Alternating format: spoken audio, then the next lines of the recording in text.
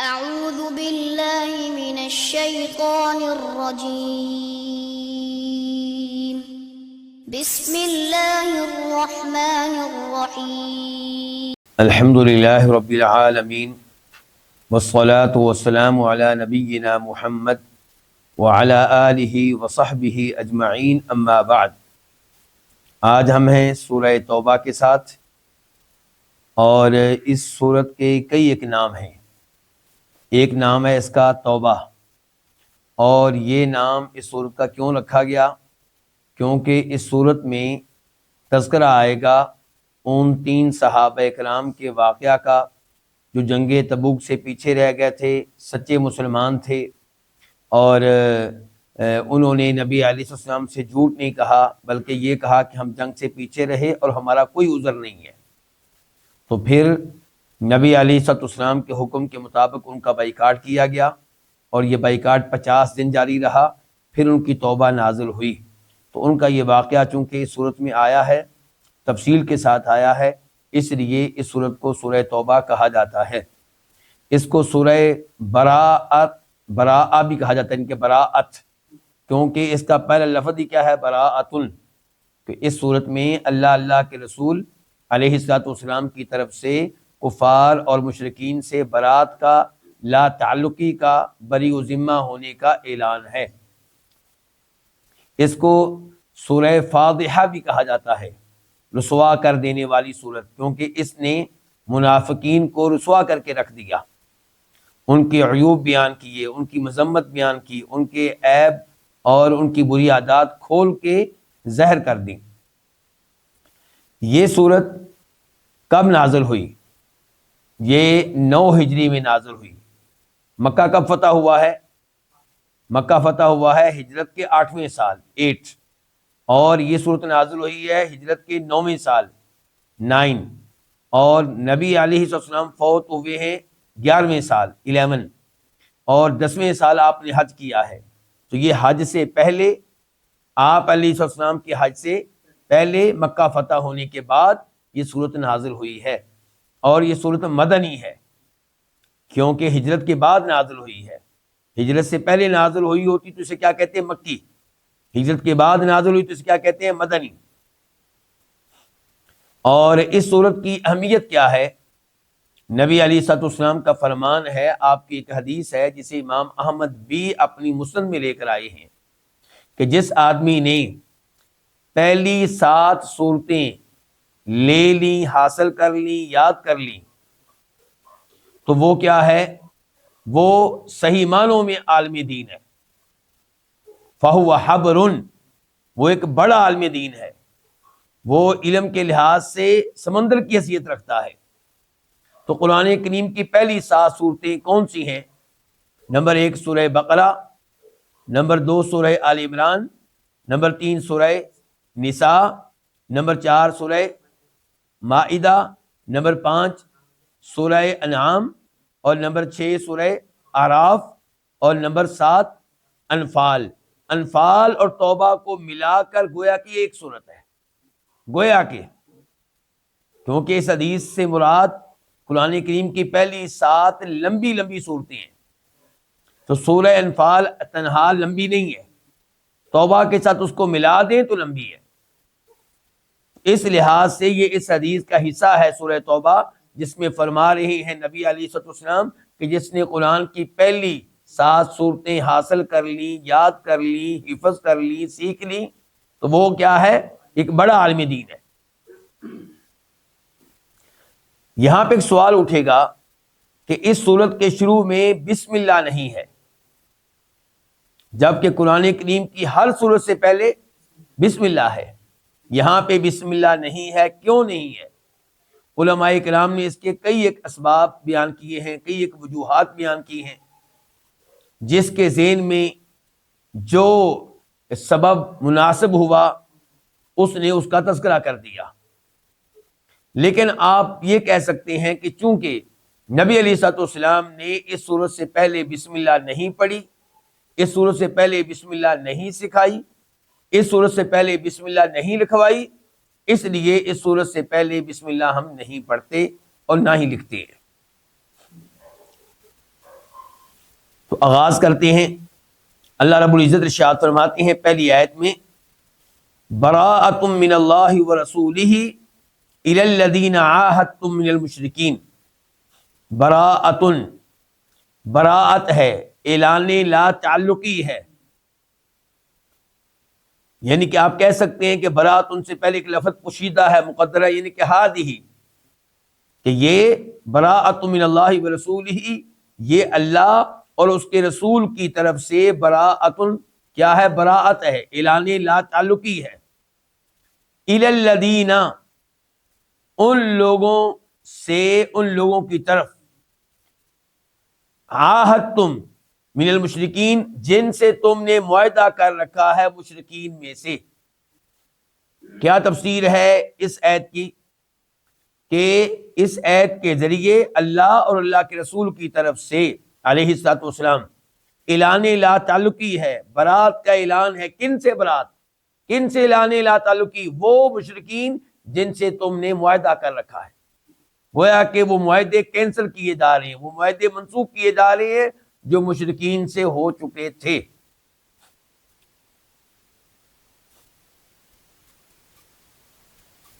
یہ معاہدے کن کن مشرکین سے کینسل ہوئے، منسوخ ہوئے؟ یہاں پہ جو اعلان لا تعلقی ہے، بری ذمہ ہونے کا اعلان ہے، اور معاہدے کو منسوخ کرنے کا جو اعلان ہے، یہ کون کون سے معاہدے ہیں؟ یہ وہ معاہدے ہیں جو کسی قوم سے ہوئے تھے کسی مدت کی تحدید کے بغیر. یعنی کہ ہمارا اور تمہارا معاہدہ ہے، اور اس معاہدے کے نتیجے میں ہم تمہیں کچھ نہیں کہیں گے. کتنے سالوں کے لیے؟ مدت متعین نہیں تھی، مدت کی تحدید نہیں کی گئی تھی. تو ان سے معاہدے کو کینسل کرنے کا اعلان ہو رہا ہے. نمبر 2، ان مشرکین سے بھی معاہدے کینسل کرنے کا اعلان ہو رہا ہے جن سے معاہدہ کیا گیا تھا اور اس کی مدت 4 مہینے سے کم تھی. اور تیسرے نمبر پہ ان مشرکین سے بھی معاہدہ منسوخ کیا جا رہا ہے، کینسل کیا جا رہا ہے جن سے معاہدہ ہوا، مدت کی تحدید بھی ہوئی، اور مدت جو تھی 4 مہینے سے زیادہ بھی باقی تھی، لیکن یہ وہ لوگ تھے جو معاہدہ کر کے معاہدے کی خلاف ورزیاں کر رہے تھے، معاہدے کی شرائط پہ پورے نہیں اتر رہے تھے. تو ان سے بھی معاہدہ کیا ہو رہا ہے؟ کینسل ہو رہا ہے، ختم ہو رہا ہے. البتہ ایک گروہ ایسا ہے مشرکین کا جن سے معاہدہ قائم رکھا گیا، اور یہ وہ لوگ تھے جن سے معاہدہ ہوا، معاہدے کی مدت بھی طے تھی، مقرر تھی، 2 سال، 3 سال، 8 سال، 10 سال، اور انہوں نے معاہدے کی خلاف ورزی نہیں کی. تو ان سے معاہدہ اب بھی قائم ہے. باقی لوگوں سے کہا گیا کہ تمہارے پاس 4 مہینے ہیں، 4 مہینے کے اندر اندر یا تو تم عربوں کی زمین چھوڑ دو، سرزمین عرب سے باہر نکل جاؤ، اور یا پھر اسلام قبول کر لو، یا پھر قتل ہونے کے لیے تیار ہو جاؤ. اس عربوں کی زمین پہ اب اسلام کی حکومت ہوگی، مسلمانوں کی حکومت ہوگی. تم نے اسلام قبول کر لیا تو یہاں پہ رہ سکتے ہو، اسلام قبول نہیں کرتے تو یہ ایریا، یہ علاقہ تم چھوڑ دو، کہیں اور چلے جاؤ. ورنہ 4 مہینے کے بعد اگر تم یہاں پہ نظر آئے تو پھر مسلمانوں کو حق حاصل ہوگا کہ تمہیں گرفتار کریں، تمہیں قتل کریں، تمہارا تعاقب کریں. اور وجہ کیا تھی؟ جیسا کہ بتا چکا ہوں کہ یہ لوگ معاہدہ کر کے معاہدوں کی پاسداری نہیں کر رہے تھے، بار بار معاہدے کی خلاف ورزی کرتے تھے.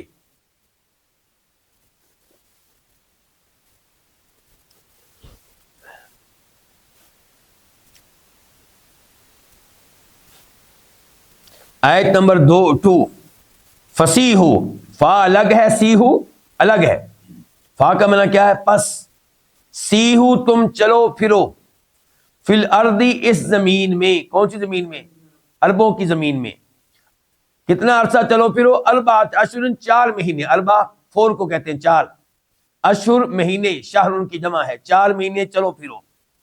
وَاعْلَمُوا، اور تم جان لو، انکم کہ بے شک تم، انا بے شک کم تم، بے شک تم، غیر معجز اللہ، اللہ کو عاجز کرنے والے نہیں ہو، اللہ کو بے بس کرنے والے نہیں ہو، اللہ سے بھاگ نکلنے والے نہیں ہو، اللہ سے بچ نکلنے والے نہیں ہو۔ وَأَنَّ اللَّهَ، اور بے شک اللہ تعالیٰ، مخزی، رسوا کرنے والا ہے، الکافرین، کافروں کو۔ تو اس آیت میں بتا دیا گیا کہ اعلان برات کے بعد اب کتنی مہلت ہے تمہارے لیے؟ 4 مہینے۔ 4 مہینے تم عربوں کی زمین پہ رہو، مکہ میں رہو، تمہیں کچھ نہیں کہا جائے گا۔ 4 مہینوں کے بعد تم یہاں پہ نظر نہ ہو۔ اور یہ جو 4 مہینے دیے گئے ہیں، یہ اس لیے نہیں ہے کہ یہ کوئی اسلام کی کمزوری یا مسلمانوں کی کمزوری ہے، نہیں، یہ اس لیے دیے گئے ہیں تاکہ تمہیں سنبھلنے کا موقع مل جائے، تمہیں یہاں سے نکلنے کا، باعزت نکلنے کا راستہ مل جائے۔ اور اگر 4 مہینوں کے بعد تم نظر آئے تو اللہ تعالیٰ پھر کافروں کو رسوا کرنے والا ہے، پھر ممکن ہے کہ تمہیں پکڑا جائے اور قتل کیا جائے، اور قتل ہو جاؤ گے تو کہاں جاؤ گے؟ جہنم میں، وہاں پہ بھی رسوائی ہے، ذلت ہی ذلت ہے۔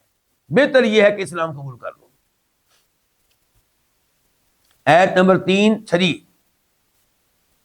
وَأَذَانٌ مِّنَ اللَّهِ وَرَسُولِهِ لِلنَّاسِ يَوْمَ الْحَجِّ الْأَكْبَرِ، وَأَذَانٌ، اور اعلان ہے، اور اعلان ہے، من اللہ، اللہ کی طرف سے، ورسولہ، اور اس کے رسول کی طرف سے، الی الناس، لوگوں کی طرف، یعنی کہ لوگوں کے لیے آگاہی ہے، لوگوں کے لیے اعلان ہے۔ یہ اعلان کب ہوگا؟ اعلان ہوگا اللہ کی طرف سے، اس کے رسول کی طرف سے، الی الناس، لوگوں کے لیے، لوگوں کی طرف، یوم الحج الاکبری، حج اکبر کے دن۔ کس دن؟ حج اکبر کے دن۔ اکبر کس کو کہتے ہیں؟ بڑا۔ اچھا، اعلان کیا ہے کہ ان اللہ، کہ بے شک اللہ تعالی، بری ذمہ ہے، لا تعلق ہے، من المشرکین، مشرکوں سے، ورسولہ، اور اس کا رسول بھی۔ کس کا رسول؟ اللہ کا رسول، یعنی کہ وہ بھی لا تعلق ہے کن سے؟ مشرکین سے۔ فَإِن، پس اگر، فا الگ ہے، ان الگ ہے، پس اگر تم توبہ کر لو، فہوا، تو یہ کیا؟ یہ توبہ کر لینا، خیرن، بہت بہتر ہے، لکم، تمہارے لیے، لام الگ ہے، کم الگ ہے، لام کے لیے، کم تمہارے، وَإِن، اور اگر، تولیتم، تم اعراض کرو، تم منہ پھیرو، فَاعْلَمُوا، تو تم جان لو، فا کا معنی تو، اعلموا، تم جان لو، انکم، کہ بے شک تم، غیر معجز اللہ، اللہ کو عاجز کر دینے والے نہیں ہو، وبشر، یعنی کہ را کے اوپر، را کے نیچے زیر نہیں ہے، کسرہ نہیں ہے بنیادی طور پہ، یہ تو کسرہ آیا آگے ملانے کے لیے، ملانا نہ ہو، یہ مجبوری نہ ہو، تو پھر وہ بشر، اور تو خوشخبری دے دے، الذین، ان لوگوں کو، کفروا، جنہوں نے کفر کیا، کس چیز کی؟ بعذاب علیم، ایک دردناک عذاب کی، علیم، دردناک۔ یہ تھی آیت نمبر 3۔ اللہ تعالی نے اس میں بتایا کہ یہ اعلان برات کب کیا جائے؟ حج میں کیا جائے۔ کب کیا جائے؟ حج میں۔ اور حج کو کیا کہا گیا یہاں پہ؟ حج اکبر۔ حج اکبر کسے کہتے ہیں؟ پبلک میں یہ بات مشہور کر دی گئی ہے، حج اکبر تب ہوگا جب یوم عرفات کب آئے؟ جمعہ کے دن آئے، یعنی کہ یوم عرفہ 9 تاریخ، 9 ذی الحجہ، جمعہ کے دن ہو تو لوگ کہتے ہیں اس سال حج اکبر ہے، حج اکبری ہے، اور اس کی بڑی فضیلت ہے، بڑی شان ہے، بڑا مقام ہے، جبکہ یہ باتیں غلط ہیں۔ صحیح بات کیا ہے کہ حج اکبر کس کو کہتے ہیں؟ ہر حج حج اکبر ہے۔ کیا ہے؟ ہر حج اکبر ہے۔ پھر سوال ہوگا کہ اگر ہر حج حج اکبر ہے تو پھر اس کو اکبر کہنے کی ضرورت کیا ہے؟ جب ہر حج حج اکبر ہے تو پھر اس کو حج اکبر کہنے کی ضرورت کیا ہے؟ پھر حج کہہ لیا جائے۔ تو اس کا جواب یہ ہے کہ حج 2 طرح کے ہیں، ایک وہ حج جس کو ہم عمرہ کہتے ہیں، عمرہ حج اصغر ہے، عمرہ کے حج اصغر، اور جس کو ہم حج کہتے ہیں وہ حج اکبر کو جو عمرے سے بڑا ہے. تو حج اکبر سے یہاں پہ مراد ہے کہ وہ حج جو ذی الحجہ میں کیا جاتا ہے، جس میں آپ طواف بھی کرتے ہیں اور مینا بھی جاتے ہیں، عرفات بھی جاتے ہیں، مزدلفہ بھی جاتے ہیں، یہ والا حج. اچھا، حج اکبر والے دن، اچھا حج کے کتنے ایام ہوتے ہیں؟ 8 تاریخ کو حج شروع ہوتا ہے، آپ کہاں جاتے ہیں؟ مینا. 9 تاریخ کو عرفات میں، 10 تاریخ کو یعنی کہ پہلے مزدلفہ 9 تاریخ کی رات پہنچتے ہیں، پھر صبح 10 تاریخ کو مینا میں، 11 کو بھی مینا میں، 12 کو بھی مینا میں، اور کئی لوگ 13 کو بھی ٹھہرتے ہیں. تو یہ ہیں حج کے ایام. یہاں پہ کہا گیا کہ اعلان کرنا ہے حج اکبر والے دن، یہ نہیں کہا گیا حج اکبر والے ایام میں، جمع نہیں کہا گیا، ایک دن. حج اکبر کے دن یعنی کہ حج اکبر کا جو خاص دن ہے، اور وہ کون سا دن ہے؟ وہ ہے یوم نحر، قربانی والا دن، 10 تاریخ. حج اکبر کا خاص دن کون سا ہے؟ 10 تاریخ جو ہے، جس دن جانور ذبح کیے جاتے ہیں، جس کو یوم نحر کہتے ہیں، یہ ہے حج کا خاص دن. کیونکہ اس دن کیا کچھ ہوتا ہے؟ اس دن صبح صبح حاجی کہاں ہوتا ہے؟ مزدلفہ میں، وہاں فجر کی نماز پڑھتا ہے، پھر اس کے بعد وہاں اللہ کا ذکر کرتا ہے، پھر وہ نکلتا ہے اور مینا آتا ہے، اور مینا میں پہنچ کے کنکریاں مارتا ہے، پھر جانور ذبح کرتا ہے، سر کے بال منڈواتا ہے یا کٹواتا ہے، پھر اسی دن طواف کرتا ہے، صفا مروہ کی سعی کرتا ہے، پھر مینا میں آتا ہے، وہاں پہ رہتا ہے، ظہر عصر مغرب عشاء کی نمازیں پڑھتا ہے. تو یہ حج کا خاص دن ہے. بلکہ اگر آپ سے سوال کیا جائے کہ سال کے دنوں میں سب سے افضل دن کون سا ہے مسلمانوں کے نزدیک اسلام میں، تو آپ کا جواب یہی ہونا چاہیے کہ 10 تاریخ. سال کے 360 دنوں میں سب سے افضل دن کون سا ہے؟ 10 ذی الحجہ، 10 تاریخ، یہ سب سے افضل دن ہے. تو یہاں پہ کہا گیا کہ یہ اعلان کب ہونا چاہیے؟ حج اکبر والے دن. اس بارے میں ایک حدیث ہے، بخاری شریف میں آتی ہے، جناب ابو ہریرہ اسے روایت کرتے ہیں، کہتے ہیں کہ مجھے اور میرے ساتھیوں کو ابو بکر صدیق رضی اللہ عنہ نے بھیجا. کس دن بھیجا؟ کہتے ہیں یوم نحر، قربانی والے دن، مینا میں، کہ ہم اعلان کریں. کیا اعلان کریں؟ کہ آئندہ سے کسی مشرک کو حج کرنے کی اجازت نہیں ہوگی، اور بیت اللہ کا کوئی بھی ننگا شخص طواف نہیں کر سکے گا. اور یہ کہ پھر دوسری روایات میں آتا ہے، اس روایت میں نہیں، دوسری روایات میں آتا ہے کہ 4 مہینے کے بعد کوئی مشرک یہاں پہ نظر نہ آئے. اور چوتھے نمبر پہ یہ بھی تھا، مسلم احمد میں وضاحت آئی ہے کہ کوئی بھی شخص جنت میں نہیں جا سکے گا جو ایمان پہ نہ ہو. جو ایمان پہ ہوگا، اسلام پہ ہوگا، وہی جنت میں جا سکے گا، کوئی دوسرا جنت میں جا نہیں سکے گا. تو یہ 4 چیزیں تھیں جن کا وہاں پہ اعلان ہوتا رہا. لیکن جو بخاری شریف کی حدیث ہے اس میں 2 کا تذکرہ آیا ہے.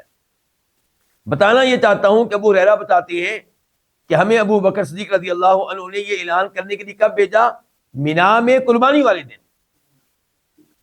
اور پھر اسی حدیث میں یہ وضاحت آئی ہے کہ جو یوم نحر ہے، قربانی والا دن ہے، وہی حج اکبر والا دن ہے. وہی کون سا دن ہے؟ یہ بخاری میں وضاحت آئی ہے. تو جو آپ کو وضاحت بتائی گئی تھی کہ اس دن سے مراد 10 تاریخ ہے، یہ وضاحت بخاری شریف میں موجود ہے. یاد رہے کہ ابو بکر صدیق رضی اللہ عنہ نے ابو ہریرہ کو کیوں بھیجا؟ کیونکہ اس حج میں، جو حج ہوا ہے ہجرت کے 9ویں سال، حج کی جو امارت تھی وہ کس کے پاس تھی؟ وہ ابو بکر صدیق رضی اللہ عنہ کے پاس تھی. اللہ کے نبی علیہ السلام نے اس سال حج نہیں کیا، حالانکہ مکہ فتح ہو چکا تھا، لیکن اس سال آپ نے حج نہیں کیا. اس سال یہ اعلان کیا گیا کہ آئندہ کوئی مشرک حج نہیں کر سکے گا، کوئی شخص ننگے ہو کے طواف نہیں کر سکے گا. تو اس کے بعد والے سال خود اللہ کے نبی نے حج کیا تھا علیہ الصلوۃ والسلام. تو یہ اعلان اس حج میں ہوئے ہیں جو حج اللہ کے رسول نے نہیں کیا، ابو بکر صدیق نے کیا تھا. اور اللہ کے رسول نے ان کی ڈیوٹی لگائی تھی کہ آپ نے اعلان کروانا ہے صلی اللہ علیہ وسلم. پھر آپ نے بعد میں جناب علی کو بھی بھیجا تھا کہ آپ نے بھی یہ وہاں پہ اعلان کرنا ہے.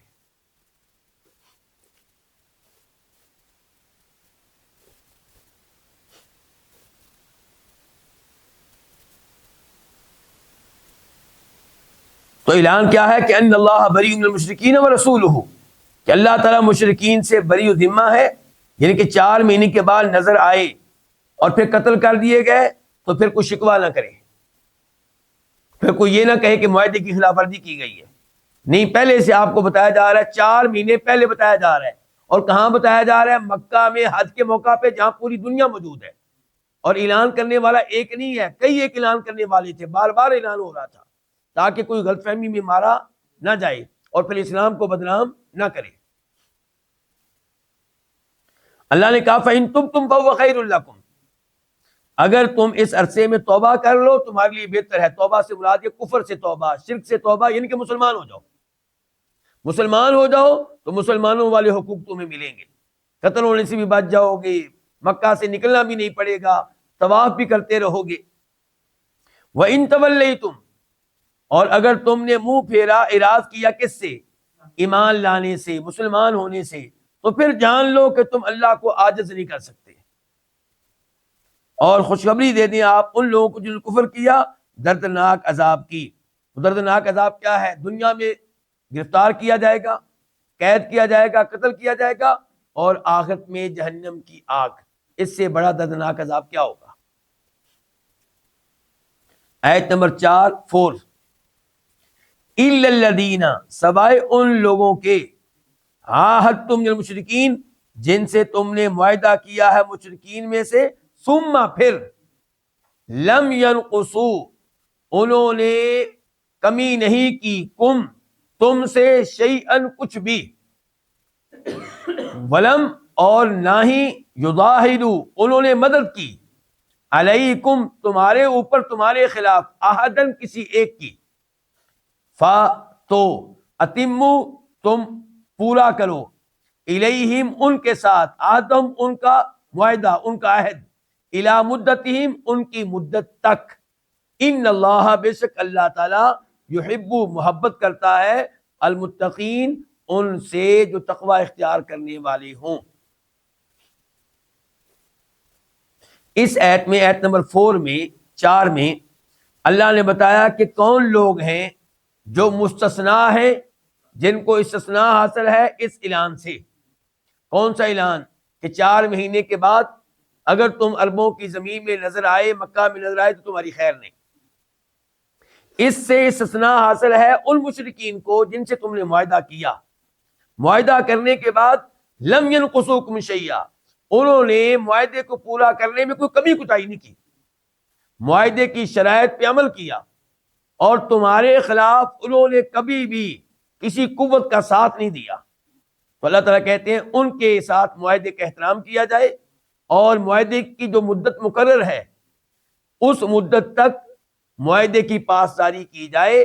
ان اللہ یحب المتقین، بے شک اللہ تعالیٰ محبت کرتا ہے ان سے جو تقوی اختیار کرنے والے ہوں۔ تقوی اختیار کرنے میں کئی چیزیں شامل ہیں، یہاں سب سے پہلے کون سی چیز شامل ہوگی؟ جو معاہدے کی پاسداری کریں، معاہدے کی خلاف ورزی نہ کریں۔ اللہ ان مومنوں سے محبت کرتا ہے، یعنی کہ مومنوں سے کہا جا رہا ہے کہ تم ان کفار کے ساتھ جنہوں نے معاہدے کی خلاف ورزیاں نہیں کی، اور جن کے ساتھ معاہدہ کیا گیا اور اس کی مدت بھی طے ہے، مدت کے مکمل ہونے تک معاہدے کی پاسداری کرو۔ اگر معاہدے کی پاسداری کرو گے اللہ تم سے محبت کرے گا۔ تو اس سے یہ پتا چلا کہ اسلام یہ چاہتا ہے کہ کفار کے ساتھ بھی معاہدہ ہو تو اس کی پاسداری کی جائے، حفاظت کی جائے، خلاف ورزی نہ کی جائے۔ تو جو مسلمانوں سے آپ معاہدہ کرتے ہیں اس کو آپ کیسے توڑ سکتے ہیں؟ مثال کے طور پہ آپ نے معاہدہ کیا، آپ ٹیلر ہیں، کپڑے سلائی کرتے ہیں، آپ نے معاہدہ کیا کہ میں عید سے 20 دن پہلے کپڑے سلائی کر کے آپ کو دے دوں گا، تو آپ یہ معاہدہ سوچ سمجھ کر کریں کہ آپ اس معاہدے پہ پورے اتر سکتے ہیں یا نہیں اتر سکتے، اور معاہدہ کر لیا ہے تو معاہدے کو پورا کرنے کے لیے آخری حد تک کوشش کریں۔ اور ایسے ہی آپ نے کئی معاہدے کیے ہوں گے اپنی وائف کے ساتھ، نکاح کے موقع پہ آپ نے معاہدہ کیا تھا مثال کے طور پہ لڑکی کے والد کے ساتھ کہ میں آپ کی بیٹی کو اس کنٹری میں رکھوں گا، یا اس سٹی میں، شہر میں رکھوں گا، گاؤں میں لے کر نہیں جاؤں گا، وہاں پہ رہائش نہیں ہوگی۔ اس قسم کے معاہدے انسان کرتا ہے، تو اب آپ ان معاہدوں کو کیا کریں؟ پورا کریں۔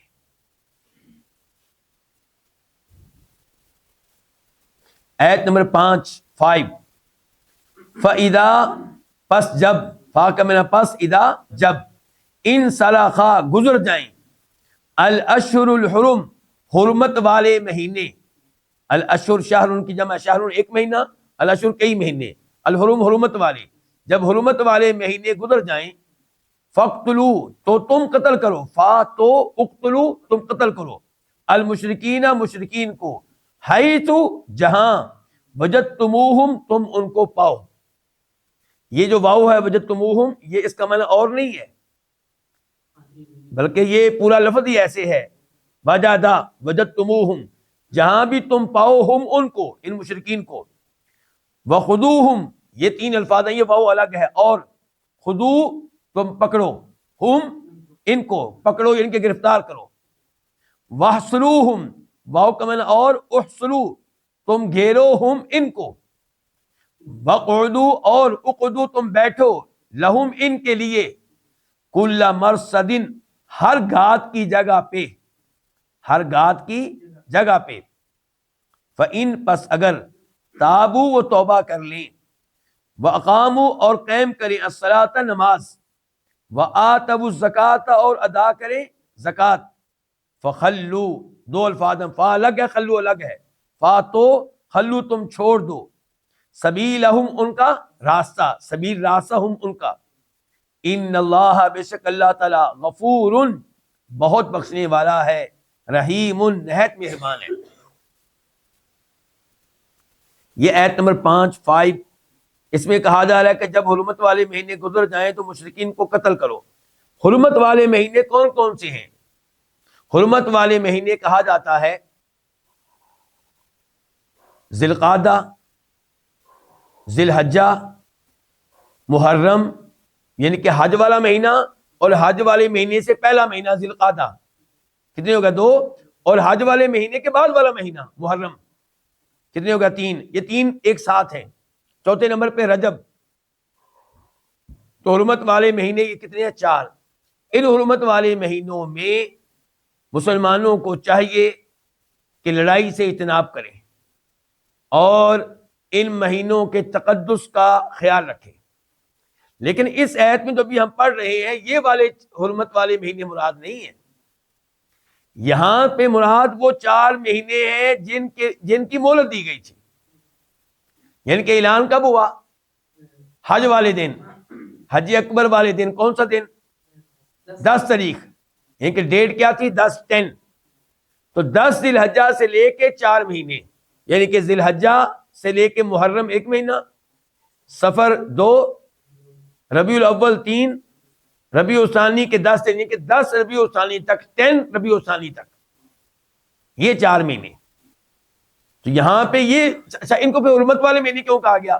کیونکہ ان 4 مہینوں میں کسی مشرک کو قتل کرنے کی اجازت نہیں تھی، تو یہ اس لحاظ سے حرمت والے مہینے ہوئے.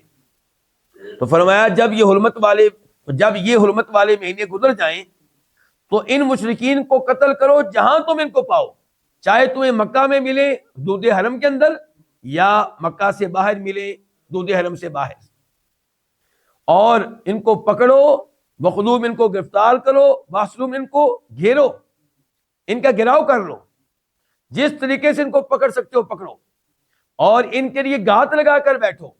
گھات لگا کر بیٹھنے کا کیا مقصد ہے؟ مرصد، گھات کی جگہ، یعنی کہ اگر آپ کو امید ہے کہ اس راستے سے کوئی مشرک گزرے گا تو آپ وہاں چھپ کے بیٹھ گئے ہیں اس کو پکڑنے کے لیے، تو یہ ہے گھات لگا کر بیٹھنا. لیکن اللہ نے یہاں پہ بھی استثناء رکھا. استثناء یہاں پہ بھی ہے، وہ کیا؟ کہ اگر یہ توبہ کر لیں، اگر یہ اللہ کے اوپر ایمان لے آئیں، توحید کو اپنا لیں، اللہ کے رسول کو رسول مان لیں، اور نماز قائم کریں اور زکوٰۃ ادا کریں، تو ان کا راستہ چھوڑ دو. ان کے پھر ان کو قتل نہیں کرنا، ان کو گرفتار نہیں کرنا، ان کو تنگ نہیں کرنا، ان کو پریشان نہیں کرنا، کیونکہ اللہ بڑا بخشنے والا ہے، مہربان ہے. لیکن بخشنے کا راستہ اختیار کرو، وہ کیا؟ ایمان لانا. اور ایمان لانا اکیلا نہیں، نمازیں پڑھنا ہوگی، زکوٰۃ دینا ہوگی. تو یہ ایت دلیل ہے ابو بکر صدیق رضی اللہ عنہ کی کہ انہوں نے خلیفہ بننے کے بعد ان لوگوں کے اوپر تلوار استعمال کی، جنگیں ان سے کی جنہوں نے زکوٰۃ دینے سے انکار کر دیا تھا۔ شروع میں عمر فاروق رضی اللہ عنہ ان کو مشورہ دے رہے تھے کہ یہ کلمہ پڑھتے ہیں، آپ ان کو کیوں قتل کریں گے، کیسے آپ ان سے لڑیں گے؟ تو ابو بکر صدیق نے کہا تھا رضی اللہ عنہ، بخاری شریف کی حدیث ہے کہ اللہ کی قسم میں اس سے لڑوں گا جو فرق کرے گا نماز میں اور زکوٰۃ میں، کیونکہ اللہ نے کیا کہا ہے کہ اگر یہ توبہ کر لیں، نماز قائم کریں، زکوٰۃ ادا کریں، تب ان کی جان چھوٹے گی، پھر یہ قتل ہونے سے بچ جائیں گے، پھر ان کا مال، ان کی جان محفوظ ہوگی۔ اور یہاں پہ وہ حدیث ذکر کر دینا مناسب ہوگا جسے امام بخاری روایت کرتے ہیں عبداللہ بن عمر رضی اللہ عنہما سے، کہ فرمایا نبی علیہ الصلوۃ والسلام نے کہ مجھے حکم دیا گیا ہے کہ میں لوگوں سے لڑوں جب تک کہ وہ اس بات کا اعلان نہ کریں، شہادت نہ دیں کہ اللہ کے علاوہ کوئی عبادت کے لائق نہیں، اور یہ کہ محمد اللہ کے رسول ہیں علیہ الصلوۃ والسلام، اور نماز قائم کریں، زکوٰۃ ادا کریں۔ فَإِذَا فَعَلُوا ذَلِكَ، جب یہ کام کر لیں، کون سا؟ توحید، رسالت، نماز قائم کرنا، زکوٰۃ ادا کرنا، تب ان کی جان بھی محفوظ ہو جائے گی، میں قتل نہیں کروں گا، ان کا مال بھی محفوظ ہو جائے گا، ان کا مال میرے لیے حرام ہوگا، میرے لیے حلال نہیں ہوگا۔ تو اس سے پتا چلا کہ کلمہ پڑھنے کے بعد ثابت کرنا پڑے گا ظاہری طور پہ بھی کہ آپ واقعی مسلمان ہیں، اور یہ کیسے ثابت ہوگا؟ نمازیں قائم کریں، زکوٰۃ ادا کریں۔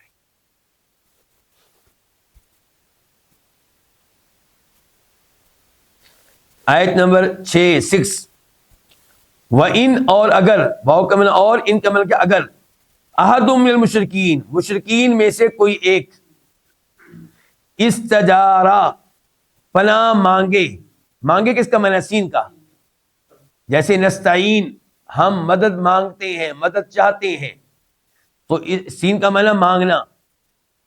اگر مشرکین میں سے کوئی استجارہ، پناہ مانگے، کا، تجھ سے، اے اللہ کے نبی تجھ سے، فا، تو، اجر، تو پناہ دے دے، ہو، اس کو، کب تک پناہ دے دے؟ حتیٰ، یہاں تک کہ یسمع، وہ سن لے، کلام اللہ، اللہ کا کلام، ثم، پھر، ابلغ، تو پہنچا دے، ہو، اس کو، مأمنہ، ہو کا معنی اس کا، اس کے امن کی جگہ، مأمن، امن کی جگہ، اس کے محفوظ ٹھکانے پہ تو اس کو پہنچا دے۔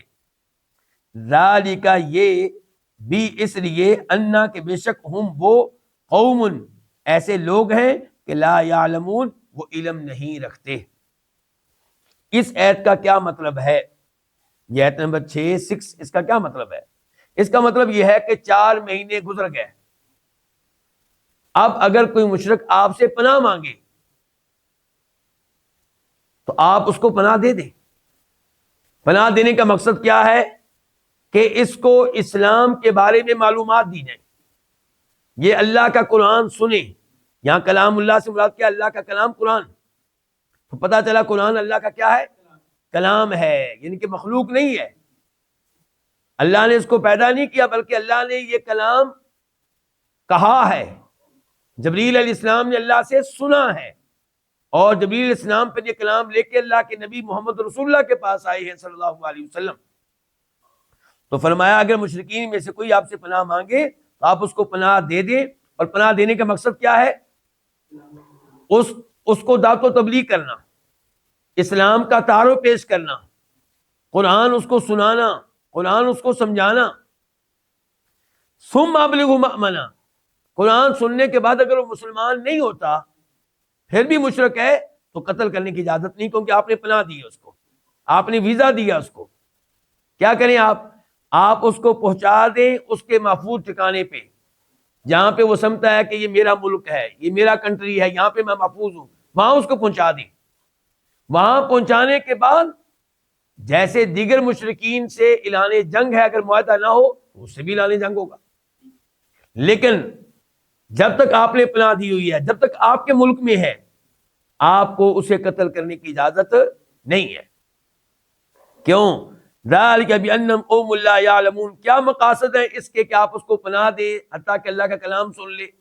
کیونکہ یہ ایسے لوگ ہیں یہ صحیح معنوں میں اللہ کے دین کو نہیں جانتے، تو ان کو موقع دیا جائے تاکہ اللہ کا دین سنیں، اللہ کا قرآن سنیں اور اسلام کا تعارف ان تک پہنچے۔ اچھا، یہاں پہ یہ بات ذہن میں رہے کہ اگرچہ اس آیت میں مخاطب ہمارے نبی کو کیا گیا علیہ الصلوۃ والسلام، لیکن مراد ہر مسلمان ہے۔ کوئی بھی مسلمان کسی کافر کو پناہ دے سکتا ہے، حتیٰ کہ مسلمان عورت بھی کسی کافر کو پناہ دے سکتی ہے۔ اس معاملے میں وہ حدیث جو ابو داؤد شریف میں آئی ہے، بخاری شریف میں آئی ہے، ام ہانی جناب علی رضی اللہ عنہ کی بہن، وہ آئیں نبی علیہ الصلوۃ والسلام کے پاس جب مکہ فتح ہوا، کہنے لگی اللہ کے رسول، میں نے فلاں آدمی کو پناہ دی اور میرا بھائی علی کہتا نہیں میں تو اس کو قتل کروں گا۔ تو فرمایا نبی علیہ الصلوۃ والسلام نے، اجرنا من اجرتی یا ام ہانی، اے ام ہانی جس کو تو نے پناہ دے دی ہم نے بھی اس کو پناہ دے دی، ہم اس کو قتل نہیں کریں گے۔ یعنی کہ ایک عورت کی دی گئی پناہ کا بھی اسلام نے احترام کیا ہے۔ تو جب کسی کافر کو کوئی مسلمان پناہ دے دے تو اس کو پھر قتل کرنے کی اجازت نہیں ہے۔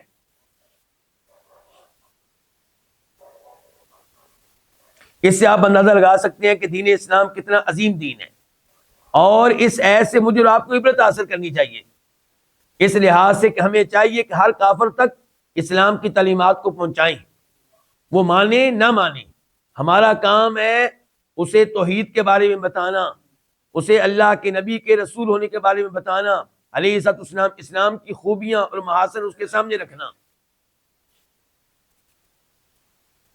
آیت نمبر 7 کیف کیسے، یکون ہو سکتا ہے، للمشرکین مشرکین کے لیے، عہد کوئی عہد، عند اللہ اللہ تعالیٰ کے ہاں، وعند رسولہ اور اس کے رسول کے ہاں، الا الذین سوائے ان کے جن سے عاہدتم تم نے معاہدہ کیا، عند المسجد الحرام مسجد حرام کے پاس،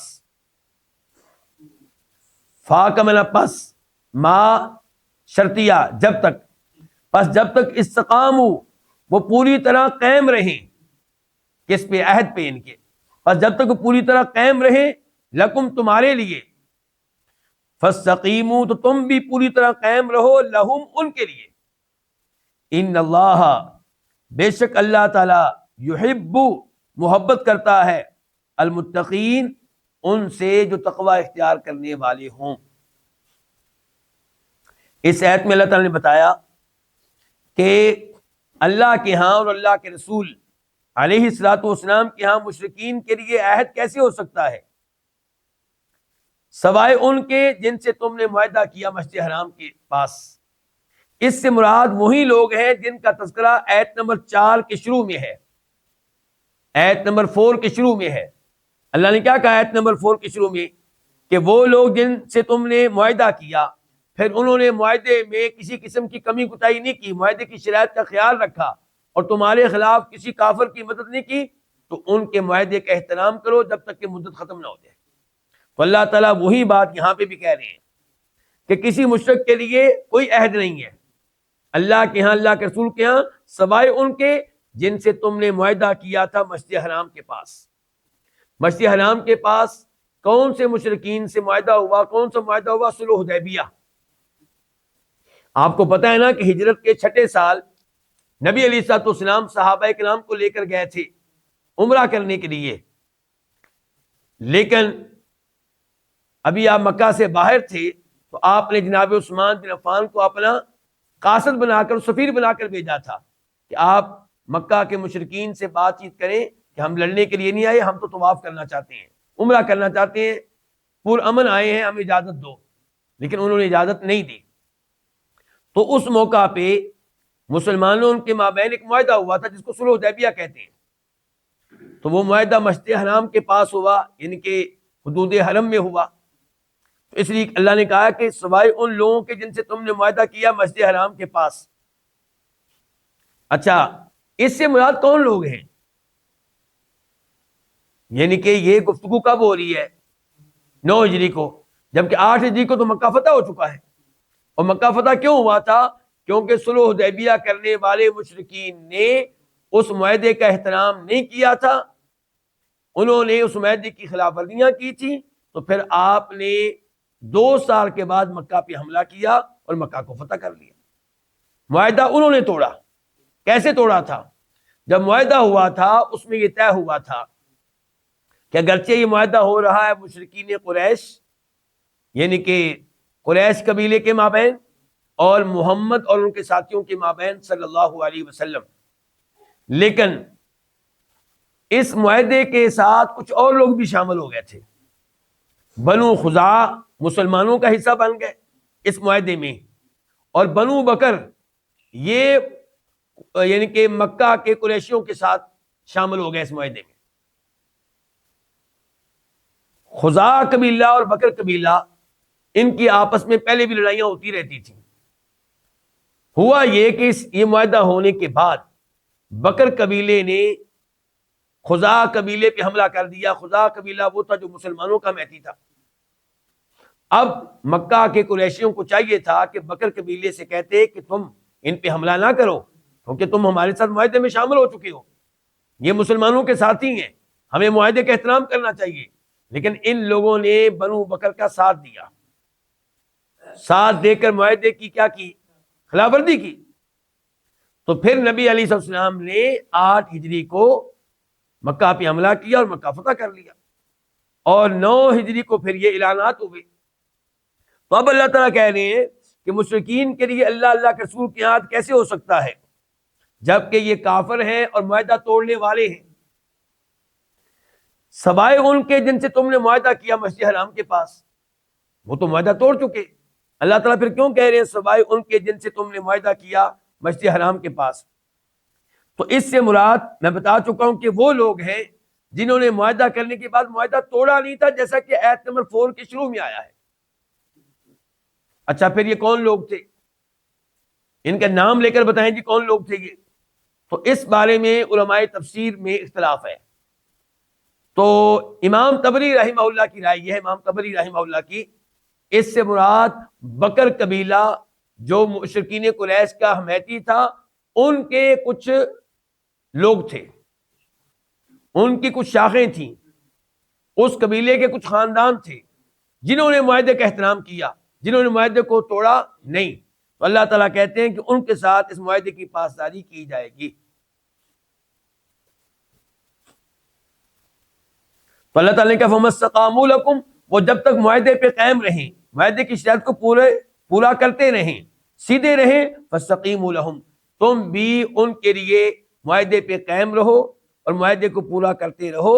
ان اللہ یحب المتقین، بے شک اللہ تعالیٰ ان سے محبت کرتا ہے جو تقوی اختیار کرنے والے ہوں۔ اور یہاں تقوی میں اہم ترین چیز جو شامل ہے وہ کیا ہے؟ معاہدے کی پاسداری کرنا۔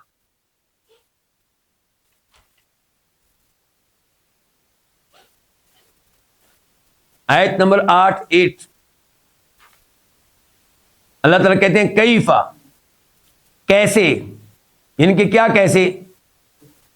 جو پچھلی آیت میں تذکرہ آیا تھا کہ کیسے ان کے لیے عہد ہو سکتا ہے، کیسے ان کے لیے عہد ہو سکتا ہے، یعنی کہ یہ مقدر ہے کلام، پچھلی آیت سے معلوم ہو رہا ہے، یعنی کہ کیف یکون لہم عہد، کیسے ان کے لیے عہد ہو سکتا ہے، کیسے ان کا عہد باقی رہ سکتا ہے۔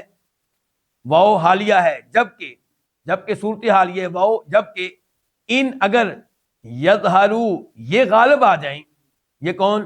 یہ کافر، یہ مشرک، علیکم تمہارے اوپر، لا یرقبوا وہ لحاظ نہیں کریں گے، فیکم تمہارے بارے میں، فی الگ، کم الگ ہے، تمہارے بارے میں لحاظ نہیں کریں گے، کس کا؟ اِلَّن کسی قرابت کا، کسی رشتہ داری کا، ولا ذمتن اور نہ کسی قسم کے عہد کا، یرضون وہ راضی کرتے ہیں، کم تمہیں، بِأَفْوَاهِهِمْ اپنے منہوں کے ساتھ۔ یہ 3 الفاظ ہیں، با کا معنی ساتھ، اور آخر میں جو ہم ہے، ہم اس کا معنی اپنے، بیچ میں کیا رہ گیا؟ افواہن، یہ جمع ہے کس کی؟ فمن کی۔ فمن ایک منہ کو کہتے ہیں، افواہ کئی منہ۔ تو یہ تم کو راضی کرتے ہیں بِأَفْوَاهِهِمْ اپنے منہوں کے ساتھ، وَتَأْبَى اور نہیں مانتے یا انکار کرتے ہیں، قلوبہم ان کے دل، قلوب جمع ہے قلب ان کی، اور ہم ان کے، وَأَكْثَرُهُمْ اور ان میں سے زیادہ تر، فاسقون نافرمان ہیں، فاسق و فاجر ہیں۔ اس آیت کی تفسیر کیا ہے؟ اللہ تعالیٰ بتا رہے ہیں کہ ان سے اعلان لا تعلقی کیوں کیا گیا، ان کے ساتھ کیے گئے معاہدے کیوں کینسل کر دیے گئے؟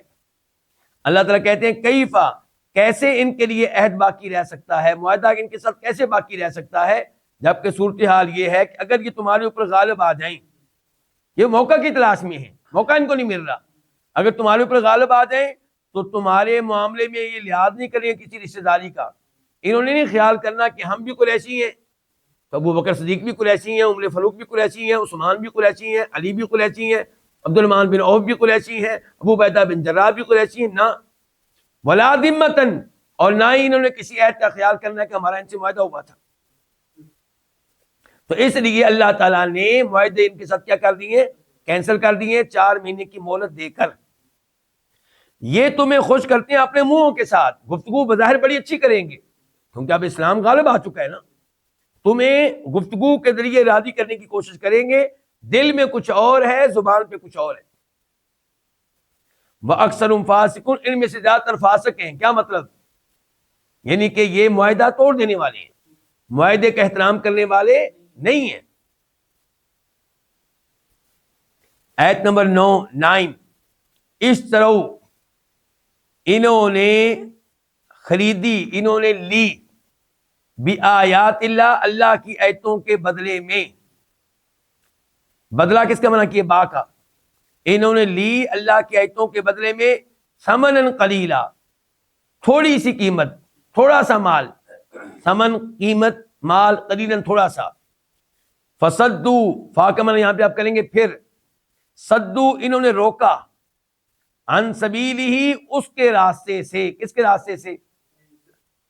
اللہ کے راستے سے۔ انہم بے شک یہ، انہا بے شک ہم یہ، ساء برا ہے، ما کانوا یعملون وہ عمل جو یہ کر رہے ہیں۔ اللہ رب العزت مزید ان کے کرتوت بتا رہے ہیں کہ یہ ان کے کیا کیا جرائم ہیں جن کی وجہ سے یہ معاہدے کینسل کیے گئے۔ فرمایا یہ وہ لوگ ہیں جنہوں نے اللہ کی آیتوں کے بدلے میں لی تھوڑی سی قیمت۔ کیا مطلب؟ انہوں نے اللہ کے قرآن کے بدلے میں، اللہ کے احکام کے بدلے میں دنیا کا تھوڑا سا مال کمایا اور اپنی خواہشات کی پیروی کی، اللہ کے قرآن سے اعراض کیا، اللہ کے احکام سے اعراض کیا۔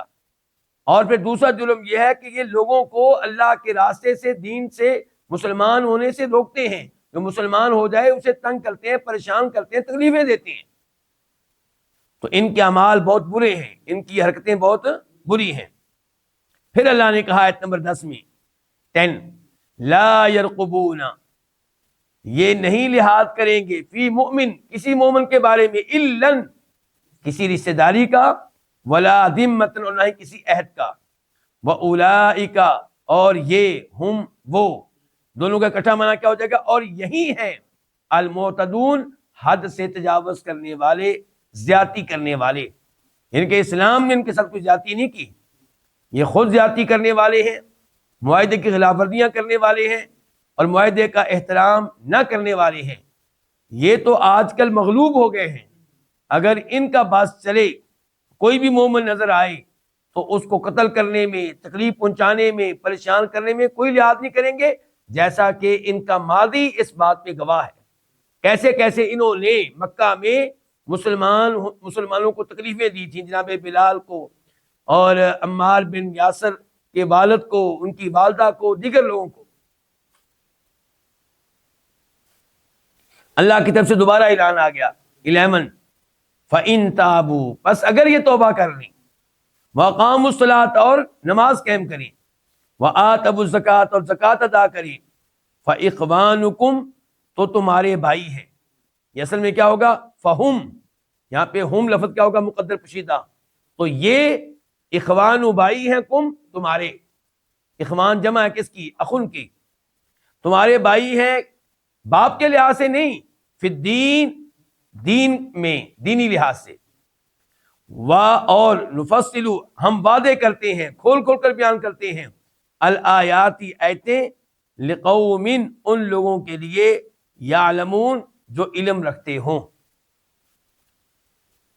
اللہ رب العزت نے ایک دفعہ پھر اعلان کیا کہ اگر یہ توبہ کر لیں کفر و شرک سے اور اسلام قبول کر لیں، توحید کو اپنا لیں، رسالت کو مان لیں اور نمازیں قائم کریں، زکوٰۃ ادا کریں، تو یہ تمہارے بھائی ہیں دین کے لحاظ سے.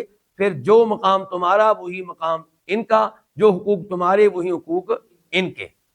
تمہارے بھائی ہیں تو پھر قتل کرنے کی اجازت نہیں ہے، تمہارے بھائی ہیں تو پھر ان کا مال لوٹنے کی اور پکڑنے کی اجازت نہیں ہے. یہ جو بھائی کہا گیا ہے یہ وہی اصول ہے جو اللہ نے سورہ حجرات میں بیان کیا کہ انما المؤمنون اخوہ، کہ ایمان والے آپس میں بھائی بھائی ہیں. اللہ نے کہا کہ ہم آیتیں اور اپنے احکام اور شریعت کھول کھول کر بیان کرتے ہیں ان لوگوں کے لیے جو علم رکھتے ہوں، جن کو یہ احساس ہو کہ اللہ کی نافرمانی کریں تو انجام کیا ہوتا ہے. آیت نمبر 12 وَإِنْ اور اگر ناکاسو یہ توڑیں ایمانہم اپنی قسمیں. ایمان جمع ہے یمین کی، یمین ایک قسم کو، ایمان کئی قسمیں. اگر یہ توڑیں اپنی قسمیں من بعد عہدہم اپنے عہد کے بعد، یعنی کہ معاہدہ کر لینے کے بعد اپنی قسمیں توڑیں، اپنے معاہدے توڑیں. وَطَعَنُوا اور یہ تان کریں فی دینکم تمہارے دین میں، یعنی کہ عیب لگائیں تمہارے دین پہ، کیڑے نکالیں تمہارے دین میں. فقاتلوا فالگتو قاتلوا تم لڑو، قتال کرو، ائمۃ الکفری کفر کے اماموں سے، کفر کے سرداروں سے. ائمہ جمع ہے کس کی؟ امام ان کی. انہم بے شک یہ، لا ایمان لہم ان کی کوئی قسمیں نہیں ہیں، لا نہیں ہے ایمان، قسمیں لہم ان کی، یعنی کہ ان کی قسموں کا کوئی اعتبار نہیں ہے. لعلہم تاکہ یہ، لعل تاکہ ہم یہ، ینتہون باز آ جائیں، رک جائیں. اس آیت میں اللہ تعالیٰ ان کے جرائم بتا رہے ہیں. فرمایا کہ یہ لوگ جو ہیں اگر اپنی قسمیں معاہدہ کر لینے کے بعد توڑ دیں، یعنی کہ معاہدہ جب کیا تھا تو قسمیں اٹھائی تھی، قسمیں دی تھی، تو اب اگر اپنی قسمیں توڑ دیں، قسموں کی بھی پرواہ نہ کریں. دوسرے نمبر پہ تمہارے دین پہ تنقید کریں، قرآن کے اوپر تنقید کریں، نبی علیہ الصلوۃ والسلام کے اوپر تنقید کریں، اللہ تعالیٰ پہ تنقید کریں، کیڑے نکالیں، تو فرمایا تو یہ ہیں کفر کے سردار، ان سے پھر لڑو. اچھا یہاں پہ دیکھیے جیسے پیچھے سے عبارت چلی آ رہی تھی اس لحاظ سے ہونا چاہیے تھا فقاتلوہم، کہ اگر یہ قسمیں توڑیں، تمہارے دین پہ تان کریں، تو فقاتلوہم تو تم ان سے لڑو. اللہ نے یہ نہیں کہا، اللہ نے کہا تو تم کفر کے سرداروں سے لڑو. مراد یہ ہے کہ جو معاہدہ کرنے کے بعد معاہدہ توڑ دے اور دین اسلام پہ تنقید کرے، اللہ کے نبی پہ تنقید کرے علیہ السلام، اللہ پہ تنقید کرے، تو یہ عام کافر نہیں بلکہ کفر کا سردار ہے. یہ چھوٹا کافر نہیں، بڑا کافر ہے. تو پھر ان سے لڑو. انہم لا ایمان لہم، اس حال میں کہ یہ جملہ حالیہ ہے، اس حال میں کہ ان کی قسمیں نہیں ہیں، ان کی قسمیں قابل اعتبار نہیں ہیں. لعلہم ینتہون تاکہ یہ باز آ جائیں، کہ ان سے کیوں لڑو؟ تاکہ یہ ایسی حرکتوں سے باز آ جائیں، توبہ کر لیں، عبرت حاصل کریں.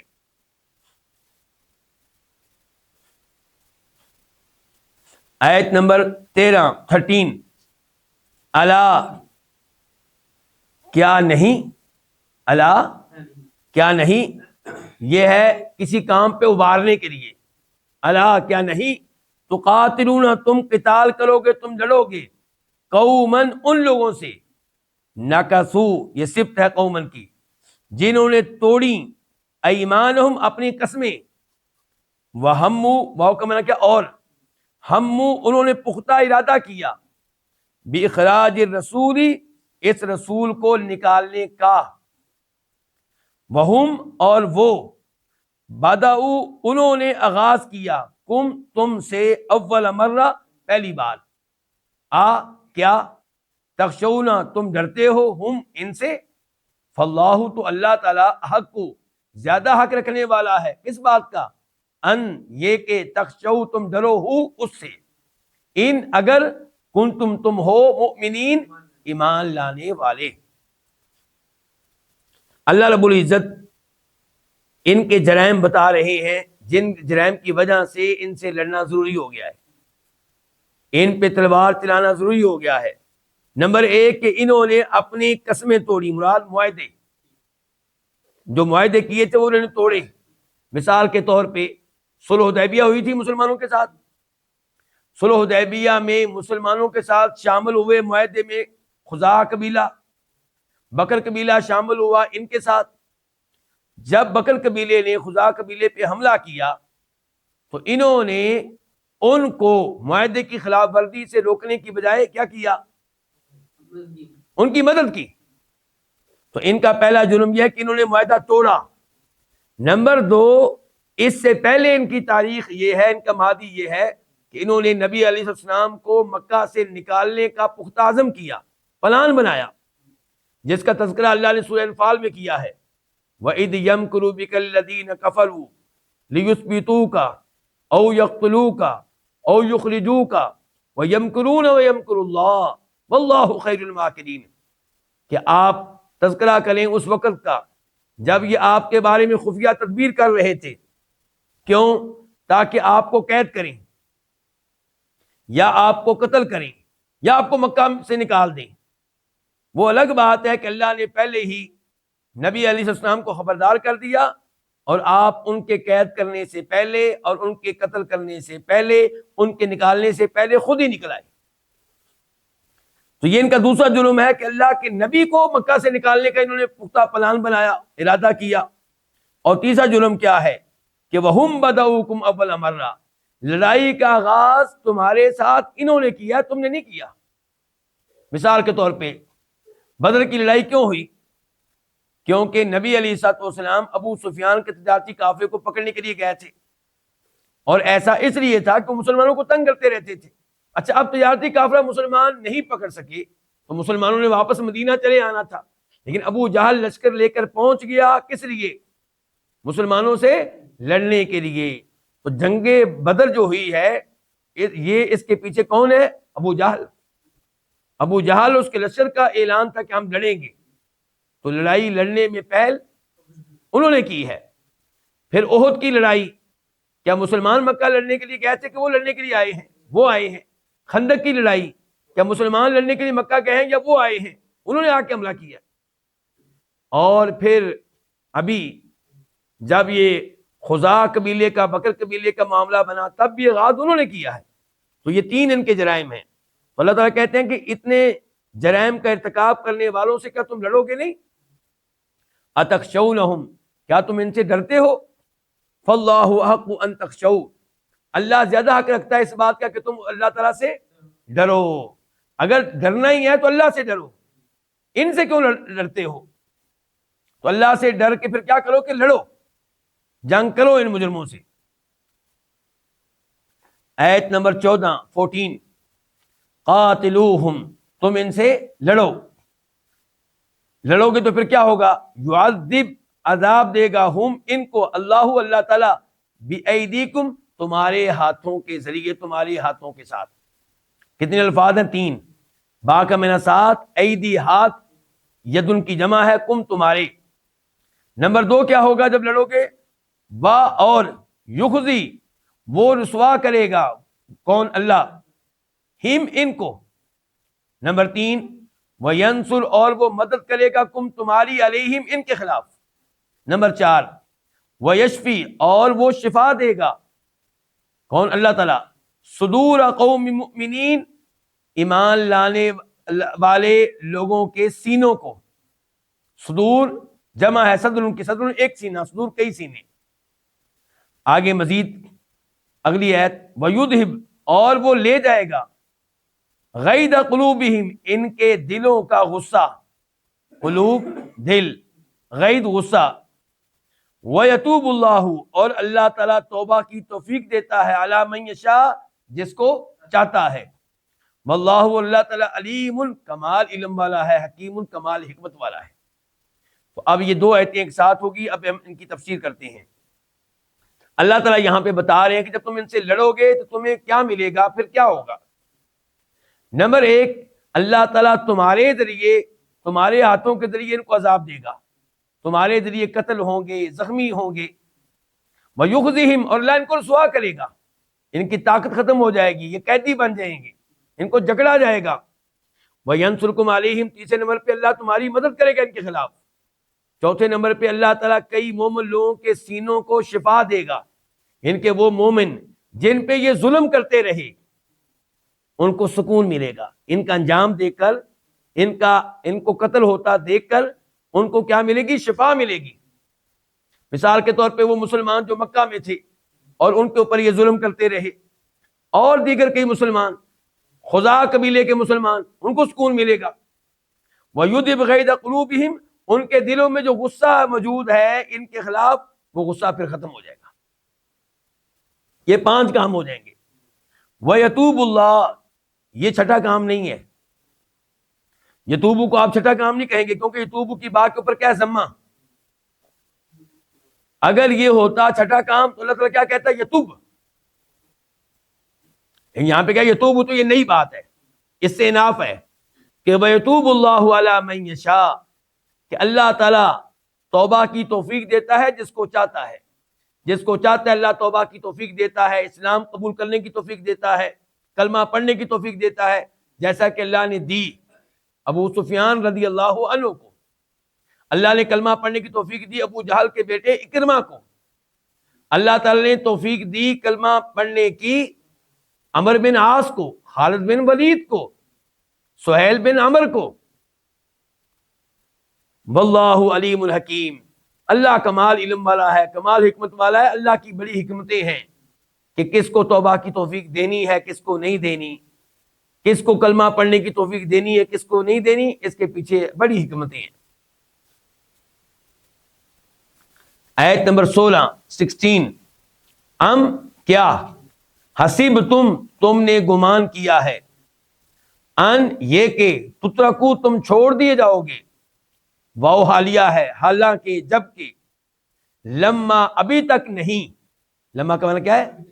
ابھی تک نہیں، یعلم جانا، اللہ تعالیٰ نے، کن کو نہیں جانا؟ الذین، ان لوگوں کو، جاہدوا جنہوں نے جہاد کیا، منکم تم میں سے، من سے کم تم میں سے، ولم یتخذوا، اور جنہوں نے نہیں بنایا، من دون اللہ، اللہ کے علاوہ، من دون اللہ، اللہ ولا رسول ہی، اور نہ ہی اس کے رسول، والمؤمنین، نہ ہی مومنوں کے علاوہ، ولیجتاً کوئی دلی دوست، ولیجہ دلی دوست، رازدار۔ ولیجہ والدہ یلج سے، والدہ یلج کا معنی کیا ہوتا ہے؟ داخل ہونا۔ تو ولیجہ وہ ہے جو آپ کے دل میں داخل ہو جائے، آپ کے دل میں جگہ بنا لے، جس کی محبت آپ کے دل میں داخل ہو جائے، جو آپ کا دلی دوست بن جائے، جس کو آپ اپنے راز بتا سکیں، اپنے راز اس کے ساتھ شیئر کر سکیں۔ واللہ، اللہ تعالیٰ، خبیر، خوب باخبر ہے، بما تعملون، ان اعمال سے جو تم کر رہے ہو۔ اس آیت کی تفسیر کیا ہے؟ اللہ رب العزت یہاں پہ مخاطب ہیں کن سے؟ مسلمانوں سے، کہ اے مسلمانوں، تم نے کیا سمجھا ہے کہ تم یوں ہی چھوڑ دیے جاؤ گے؟ یہ نہیں کہ تمہیں آزمایا نہیں جائے گا، تم سے جہاد نہیں کروایا جائے گا، تمہیں میدان جنگ میں اتارا نہیں جائے گا، نہیں نہیں نہیں نہیں، کلمہ پڑھا ہے تو امتحان ہوں گے، آزمائشیں آئیں گی، تاکہ پتہ چلے سچا مسلمان کون ہے اور اندر سے منافق کون ہے، کھرا اور کھوٹا اس کو الگ کیا جائے گا۔ تو اللہ تعالیٰ کہہ رہے ہیں کیا تم نے گمان کیا کہ تم یوں ہی چھوڑ دیے جاؤ گے، جبکہ ابھی تک اللہ نے نہیں جانا ان لوگوں کو جنہوں نے تم میں سے جہاد کیا؟ اچھا، اللہ کو نہیں پتا کہ مجاہدین کون ہیں، دل سے جہاد کرنے والے، اخلاص کے ساتھ جہاد کرنے والے کون ہیں؟ اللہ کو پتا ہے، لیکن عملی طور پہ ابھی معاملہ سامنے نہیں آیا۔ ایک یہ ہے کہ اللہ کو پتا ہے کہ فلاں بندہ جہاد کرے گا، ظاہر ہے اس کے اوپر تو اجر و ثواب نہیں ملے گا نا، جب وہ کر لے گا تب اجر و ثواب ملے گا۔ تو عملی طور پہ اللہ نے، یعنی کہ اللہ نے ان لوگوں کو جہاد کرتے ہوئے دیکھا نہیں ابھی۔ اور نہ ہی اللہ تعالیٰ نے ان لوگوں کو جانا ہے کہ جنہوں نے نہیں بنائے ولیدتن کسی قسم کے دلی دوست رازدار اللہ کے علاوہ، اللہ کے رسول کے علاوہ، مومنوں کے علاوہ. تو اہل اسلام کو مسلمانوں کے علاوہ کسی کافر کو دلی دوست بنانے کی اجازت نہیں ہے، رازدار بنانے کی اجازت نہیں ہے. اسلامی حکومت کے راز کافروں کو دینے کی اجازت نہیں ہے.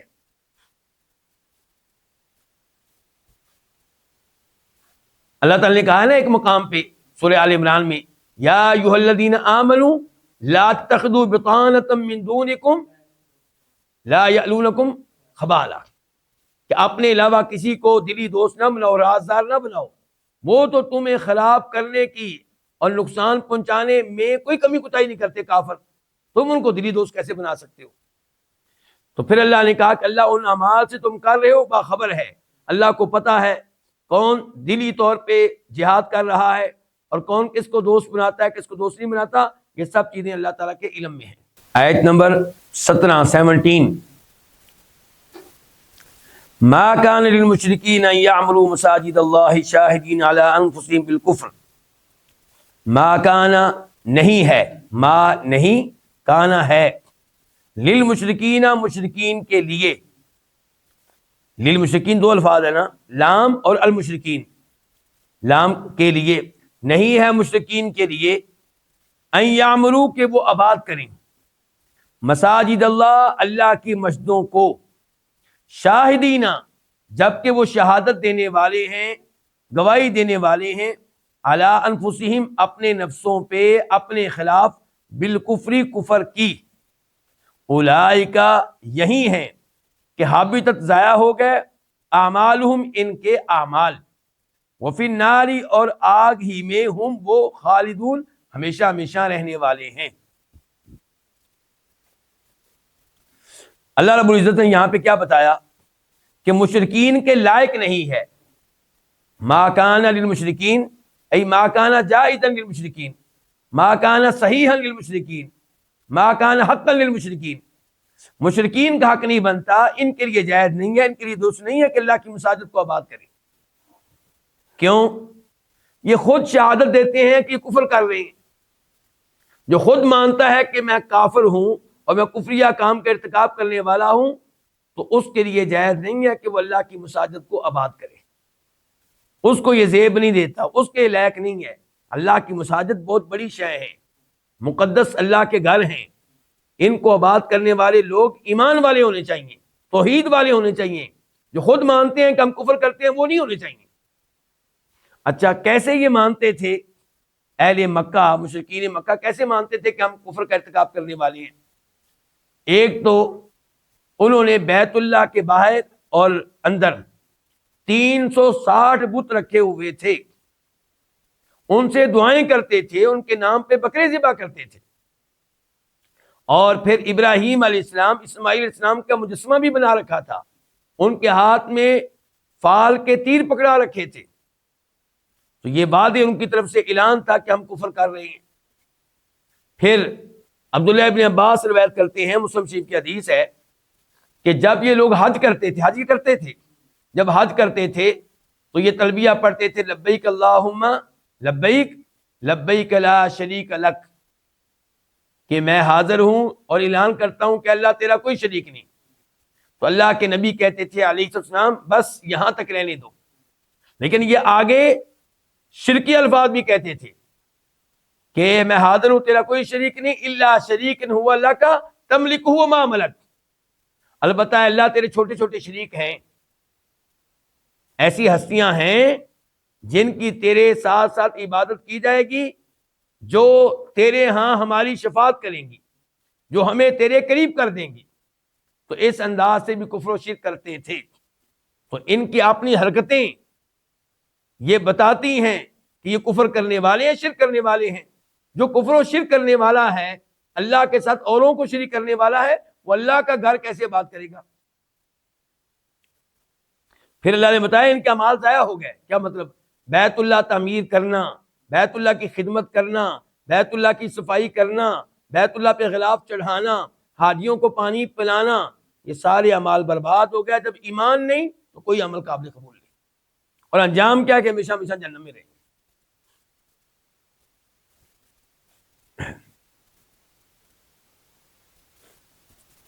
آیت نمبر 18 اللہ تعالیٰ نے فرمایا انما یامرو، انما سوائے اس کے نہیں، یا پھر صرف اور صرف یامرو آباد کرتا ہے مساجد اللہ، اللہ کی مساجد کو، انما صرف اور صرف وہ آدمی من آمنا جو ایمان لایا باللہ اللہ تعالیٰ پہ، والیوم الآخر اور اخروی دن پہ، واقام الصلاۃ اور جس نے نماز قائم کی، وآت الزکاۃ اور جس نے زکوٰۃ ادا کی، ولم یخش الا اللہ اور جو نہ ڈرا مگر اللہ تعالیٰ سے، فعسا تو امید ہے، اولئک کہ یہی لوگ، امید ہے کہ یہ ان یکونوا کہ ہوں من المہتدین ہدایت پانے والوں میں سے۔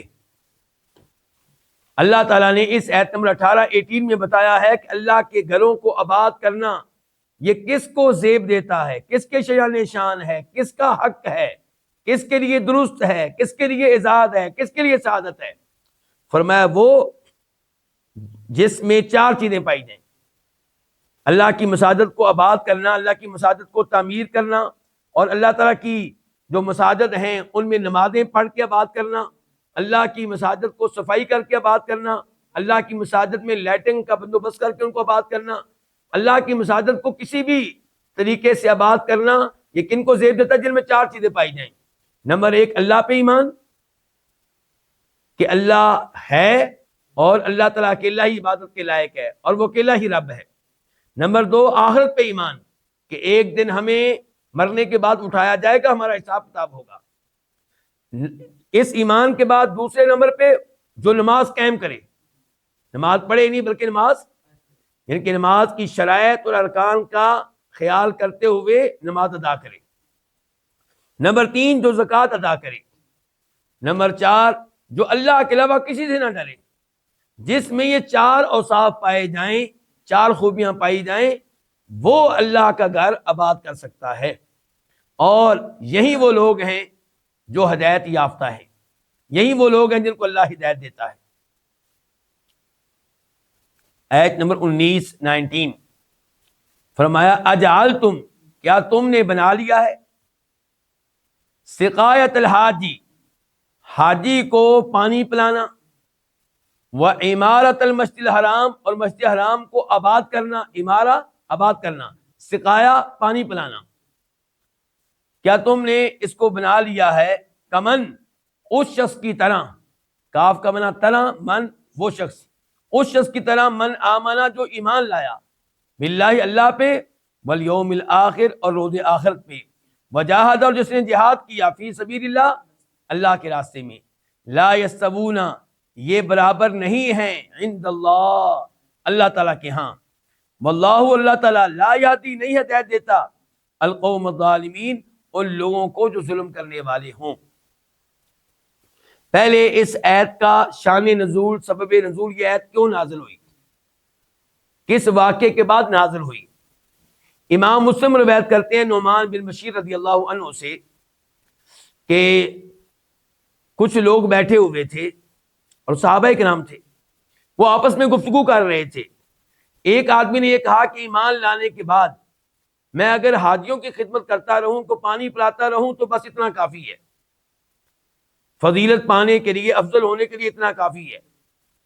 دوسرے نے کہا کہ ایمان لانے کے بعد مسجد حرام کی خدمت کرنا، اسے آباد کرنا، یہ افضل عمل ہے۔ اور تیسرے نے کہا ایمان لانے کے بعد جہاد کرنا یہ افضل عمل ہے۔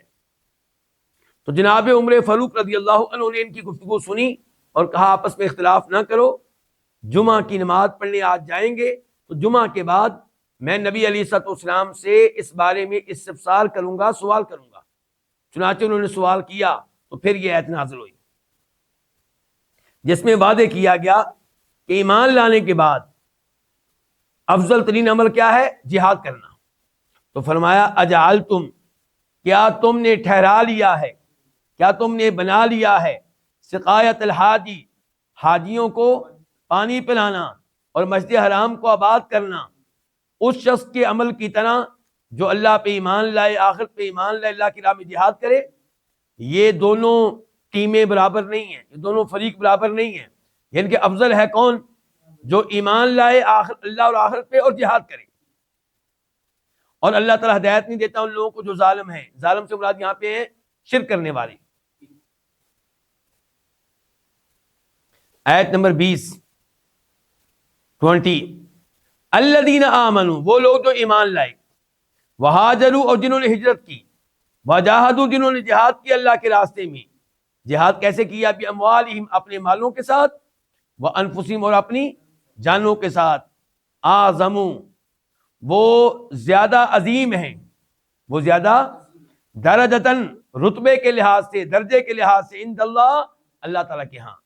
وَأُولَئِكَ، اور یہ ہم وہ، دونوں کا اکٹھا معنی کیا ہوگا؟ یہی ہیں الفائزون، کامیابی حاصل کرنے والے، کامیاب ہونے والے.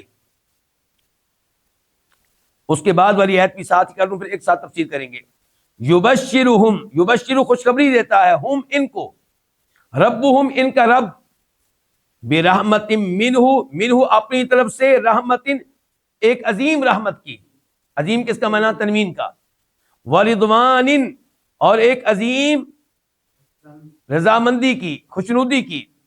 وجنات، اور ایسے باغات کی، لہم ان کے لیے، فیہا جن میں، نعیم نعمت ہوگی، مقیم ہمیشہ والی، دائمی. آیت نمبر 22 خالدین، اس حال میں کہ ہمیشہ ہمیشہ رہنے والے ہوں گے، فیہا ان میں، ان جنتوں میں، ان باغات میں، ابداً ہمیشہ ہمیشہ. ان اللہ، بے شک اللہ تعالیٰ، عندہ اسی کے ہاں ہے، اجر عظیم، اجر عظیم. تو اللہ رب العزت نے ان 3 آیات میں بتا دیا کہ افضل کون ہے، اعلیٰ انسان کون ہے، بلند مقام و مرتبہ کس کا ہے. فرمایا وہ لوگ جو ایمان لائے، یہ ایک ہو گیا. دوسرا عمل کیا؟ انہوں نے ہجرت کی، اللہ کی راہ میں اپنا وطن چھوڑا، اپنی پراپرٹی چھوڑی، اپنے مکانات چھوڑی. وجاہدوا، اور جہاد کیا اللہ کے راستے میں، مال کے ساتھ بھی، جانوں کے ساتھ بھی. اللہ نے فرمایا آدم، یہ زیادہ عظیم ہیں، درجتاً، مقام و مرتبہ کے لحاظ سے، عند اللہ، اللہ تعالیٰ کے ہاں، دوسروں کے مقابلے میں زیادہ عظیم ہے. وَأُولَئِكَ هُمُ الْفَائِزُونَ، اور یہی ہے کامیابی حاصل کرنے والے. اس آیت میں فضیلت بیان ہو رہی ہے خاص طور پہ مہاجرین صحابہ کرام کی، ابو بکر صدیق کی، عمر فاروق کی، جناب عثمان کی، جناب علی کی، عبد الرحمن بن عوف کی، ابو عبیدہ بن جراح کی، سعید بن زید کی، اور دیگر مہاجرین صحابہ کرام. انہوں نے یہ ایمان بھی لائے، ہجرت بھی کی، جہاد بھی کیا. تو اللہ تعالیٰ کہہ رہے ہیں کہ یہ سب سے آگے ہیں مقام کے لحاظ سے، اور یہی کامیابی پانے والے ہیں. پھر اللہ تعالیٰ نے کہا کہ ان کو اب ملے گا کیا؟ ان کو ملے گا کیا؟ انہوں نے کتنے اعمال کیے تھے؟ 3، ایمان، ہجرت اور جہاد. اب ملے گا کیا؟ ان کے رب کی طرف سے ان کے لیے خوشخبری ہے. نمبر 1، ان کے لیے عظیم رحمت ہے، اور آپ کو پتا ہے کہ اللہ کی عظیم رحمت کے بغیر کوئی جنت میں نہیں جا سکتا. ورضوان، نمبر 2، اللہ ان کے اوپر راضی ہے، رضی اللہ عنہم ورضوا عنہ، اور اللہ کا راضی ہو جانا جنت سے بھی بڑی خوشخبری ہے. وجنات، اور ان کے لیے باغات ہیں. باغات وہ جن میں ایسی نعمتیں ملیں گی جو منقطع ہونے والی نہیں ہیں، ختم ہونے والی نہیں ہیں، ہمیشہ ہمیشہ رہنے والی ہیں.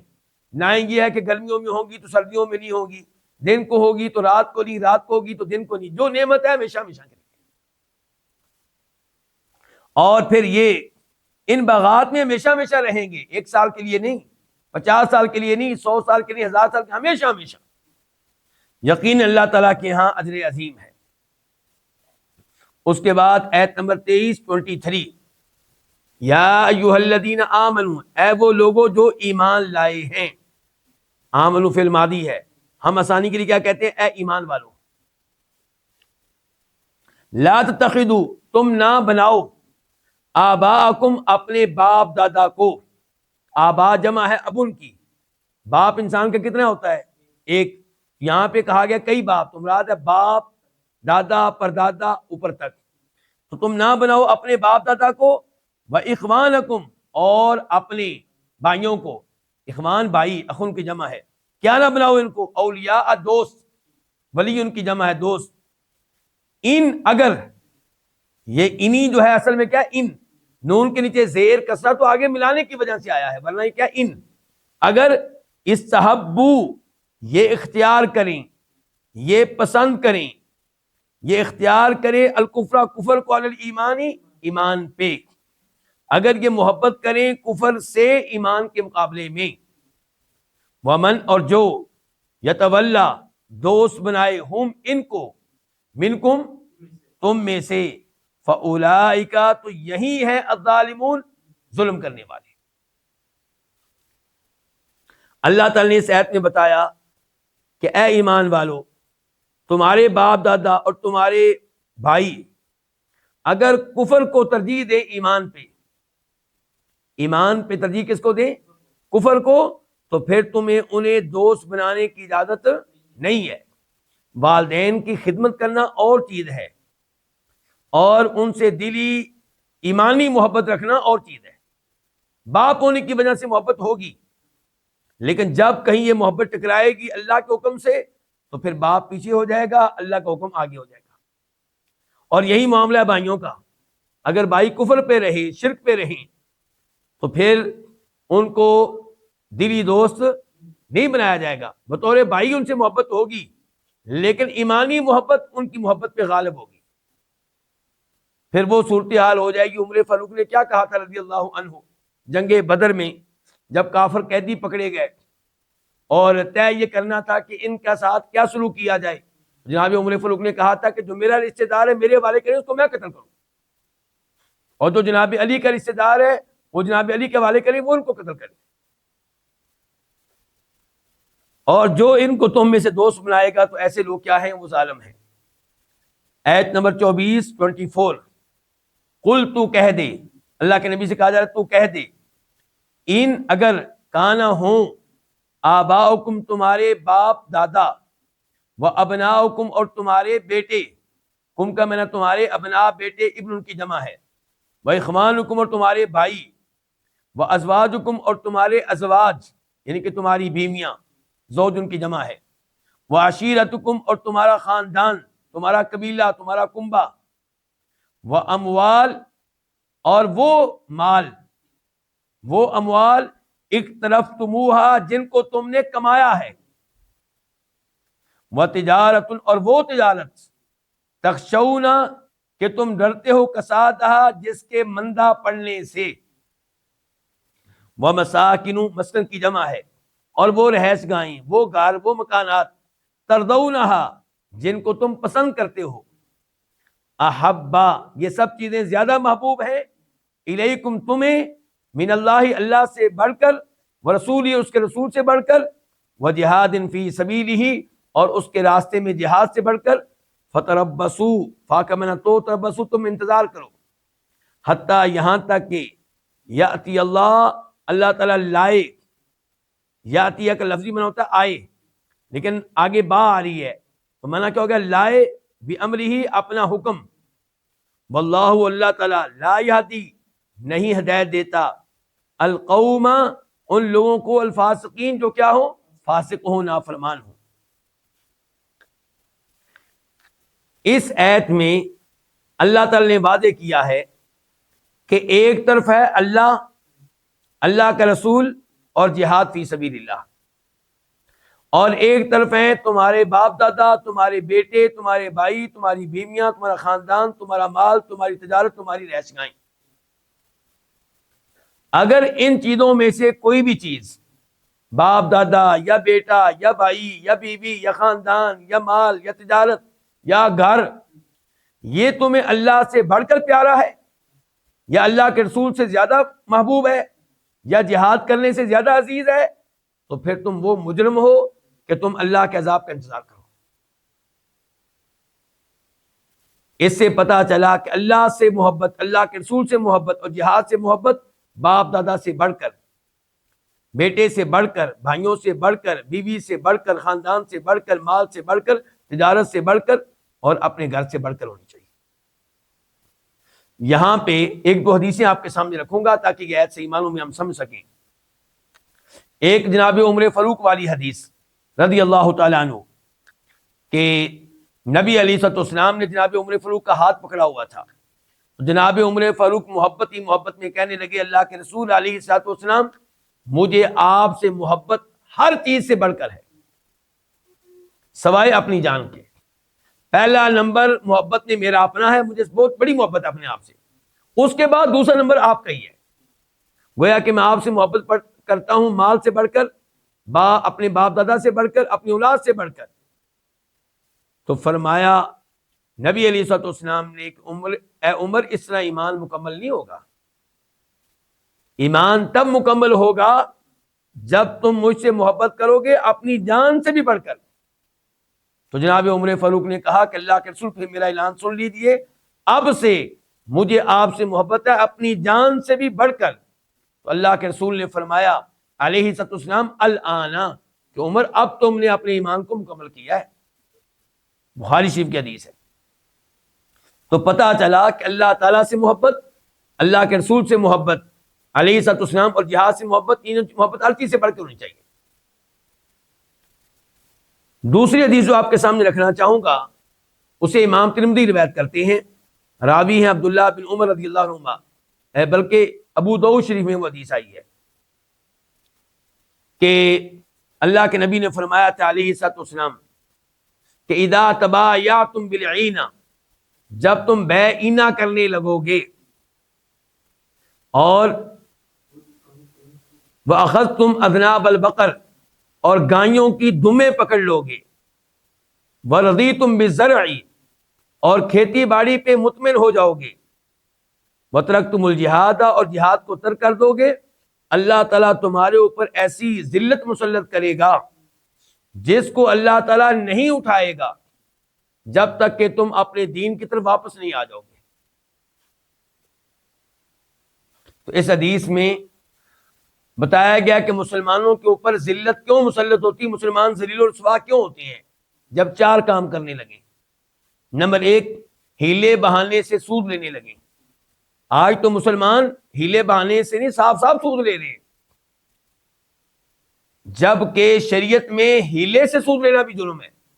بیعینہ کس کو کہتے ہیں؟ یہ سودی شکل ہے. اس کی مثال دیتا ہوں آپ کو کہ میں آپ کو قرض چاہیے مجھ سے, آپ کو مجھ سے کیا چاہیے؟ قرض. اب میں قرض حسنہ کے طور پہ نہیں دینا چاہتا, میں یہ پسند نہیں کرتا کہ میں آپ کو 1 لاکھ روپیہ دوں اور آپ سال کے بعد مجھے 1 لاکھ روپے واپس کریں, مجھے کیا فائدہ ہوا؟